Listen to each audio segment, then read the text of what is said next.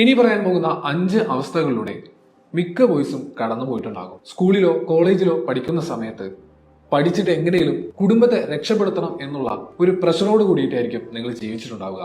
ഇനി പഠിപ്പെല്ലാം കഴിഞ്ഞ് ഒരു ജോലി കിട്ടിയിട്ട് വേണം കുടുംബത്തെ രക്ഷപ്പെടുത്താം എന്നുള്ള ഒരു ഓവർ തിങ്കിങ്ങിലൂടെ കടന്നുപോയി ഉറക്കമില്ലാത്ത രാത്രികൾ പലരും അനുഭവിച്ചിട്ടുണ്ടായിരിക്കും. ഇനി ഒരു നല്ല ജോലി കിട്ടിയാലും ജോലി എടുത്തിട്ട് വേണം മാതാപിതാക്കളെയും സഹോദരങ്ങളെയും സഹോദരിമാരെയും രക്ഷപ്പെടുത്താൻ എന്നുള്ള ചിന്തയിൽ ഓവർ സ്ട്രെസ് അനുഭവിച്ചിട്ടായിരിക്കും നിങ്ങൾ ആ ജോലി എടുത്തിരിക്കുക. ഇനി ജോലിയൊക്കെ എടുത്ത് പണമൊക്കെ സമ്പാദിച്ചു, സഹോദരങ്ങളെയും മാതാപിതാക്കളെയും സേഫ് ആക്കി. പക്ഷേ പിന്നീട് നിങ്ങൾ ഭാര്യയ്ക്കും മക്കൾക്കും വേണ്ടിയിട്ടായിരിക്കും ജീവിക്കുക.